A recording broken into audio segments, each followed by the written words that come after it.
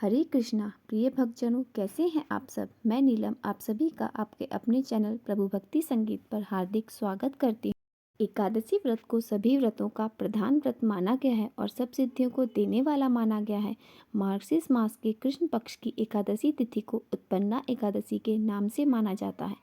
इस दिन व्रत रखने से सभी मनवांछित फलों की प्राप्ति होती है, घरों में सुख समृद्धि आती है और मन भी निर्मल होता है। मार्गशीर्ष मास के कृष्ण पक्ष की 11 यानी कि 11वीं तिथि को ही भगवान विष्णु से एकादशी तिथि प्रकट हुई थी और इसीलिए इस दिन इसे उत्पन्ना एकादशी का व्रत रखा जाता है और इसी दिन से एकादशी व्रत करने की शुरुआत हुई थी। एकादशी का व्रत आरोग्य, संतान प्राप्ति और मोक्ष प्राप्ति के किया जाने वाला व्रत है। किसी भी तरह की मानसिक समस्या हो, इस व्रत के प्रभाव से वो दूर हो जाती है। जन्म जन्मांतर के पाप नष्ट हो जाते हैं और अंत में मोक्ष की प्राप्ति होती है। जो भी भक्त अपने जीवन में पहली बार एकादशी का व्रत प्रारंभ करना चाहते हैं, उनके लिए यह सबसे उत्तम समय होता है। इस समय प्रारंभ करने का सबसे श्रेष्ठ समय माना गया है और कथा के अनुसार एक बार भगवान श्री विष्णु और मुर नामक दैत्य के बीच भीषण युद्ध हो रहा था। युद्ध के बीच में भगवान विष्णु जब थक गए तो वह बद्रिक आश्रम में गुफा में जाकर विश्राम करने लगे।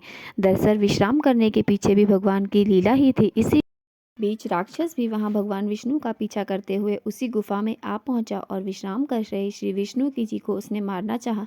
तभी श्री विष्णु जी के शरीर से एक दिव्य तेज प्रकट हुआ और जो एक देवी के रूप में परिवर्तित हो गया और उन्होंने राक्षस का वध कर दिया। और राक्षस का वध करने के बाद जिस दिन यह घटना घटित हुई थी वह मार्गशीर्ष मास के कृष्ण पक्ष की 11वीं तिथि थी। देवी से भगवान विष्णु बहुत प्रसन्न हुए और उन्होंने उनका नाम एकादशी रख दिया। श्री हरि के शरीर से उत्पन्न होने के कारण उत्पन्ना एकादशी यह स्थिति का नाम पड़ गया। चलिए अब आपको बताते हैं साल 2024 में इस बार पवित्र उत्पन्ना एकादशी का व्रत कब रखा जाएगा, पारण कब किया जाएगा। क्योंकि इस बार एकादशी तिथि 2 दिन रहने के कारण हम सबके मन में यह संशय आ ही जाता है कि हम उपवास किस दिन रखें, कौन सा शुभ मुहूर्त रहेगा। आइए हम सबसे पहले उसी के बारे में बात करते हैं। एकादशी तिथि इस बार प्रारंभ होगी 26 नवंबर मंगलवार को प्रातः 1:03 से और एकादशी तिथि की समाप्ति होगी 27 नवंबर दिन बुधवार को सुबह 3:47 पे।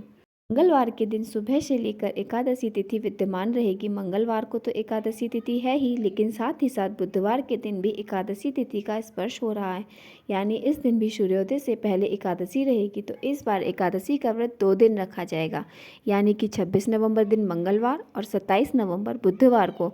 शास्त्रों में ऐसा कहा गया है कि जब भी एकादशी तिथि 2 दिन होती है तो आपको दूसरे दिन वाली एकादशी तिथि का व्रत रखना चाहिए, उसका ज़्यादा पुण्यदेय प्राप्त होता है। और अब यहाँ पर आप बात करें, आपकी इच्छा और आपकी श्रद्धा पर निर्भर करता है आप किस दिन उपवास रखना चाहते हैं। आप दोनों में से किसी भी दिन उपवास रख सकते हैं, परंतु 27 नवंबर बुधवार को एकादशी का व्रत रखना बहुत ही उत्तम है। लेकिन बहुत से लोग हैं जो 26 नवंबर को भी व्रत रखेंगे, तो आप उस दिन भी रख सकते हैं, पर इन दोनों में सबसे उत्तम 27 नवंबर दिन बुधवार है।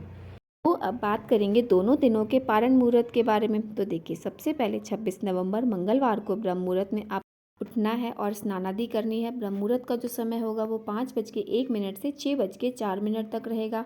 उसके बाद जो अभिजीत मुहूर्त रहेगा वो 11:52 से रहेगा दोपहर के 12:35 तक। और उसके बाद जो प्रीति योग होगा वो बहुत ही शुभ योग होता है। प्रीति योग और आयुष्मान योग में कोई भी पूजा की जाए, कोई भी उपाय किया जाए तो वह अवश्य फलित होता है। प्रीति योग जो रहेगा वो 2:13 तक रहेगा और इसके बाद में आयुष्मान योग सारे दिन रहने वाला है।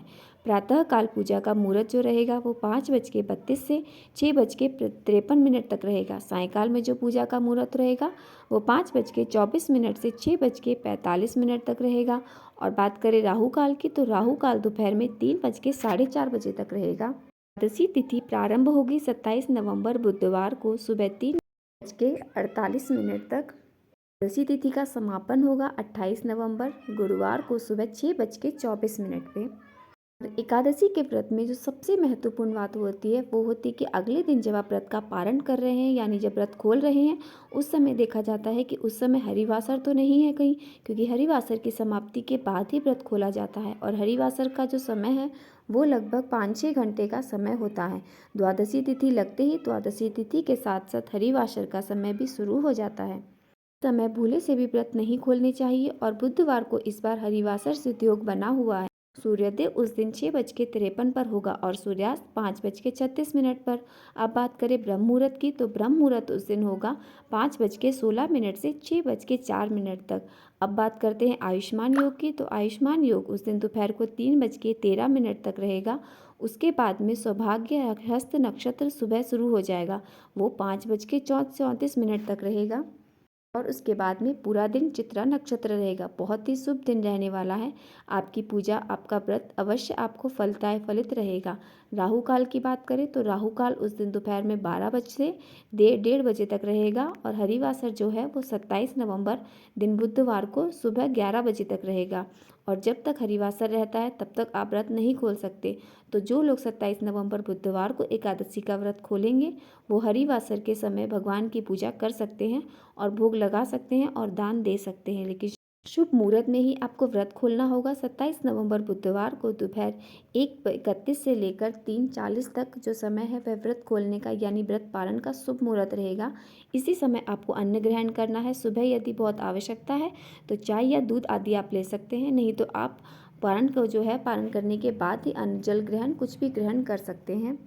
और जो वैष्णव भक्त होते हैं वह द्वादशी तिथि मिली एकादशी का व्रत करते हैं। जब द्वादशी तिथि मिल जाती है तो जो लोग बुधवार को एकादशी का व्रत खोलेंगे उन्हें अगले दिन 28 नवंबर गुरुवार को सुबह 6:53 से 7:36 के बीच में व्रत खोलना है। हालांकि इस समय त्रयोदशी तिथि प्रारंभ हो चुकी है, लेकिन त्रयोदशी तिथि के प्रथम पहर में व्रत खोला जा सकता है।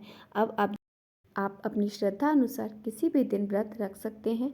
उम्मीद करती हूँ आप सभी के लिए मेरी ये जानकारी उपयोगी रही होगी। अगर ये जानकारी आप सभी के लिए थोड़ी भी उपयोगी हो तो मेरे चैनल को लाइक और वीडियो को सब्सक्राइब करना ना भूलें और आगे ऐसी और महत्वपूर्ण जानकारी के लिए मेरे चैनल के साथ जुड़े रहें। हरे कृष्णा। भगवान श्री हरि की कृपा सदैव आप पर और आपके परिवार पर बनी रहे।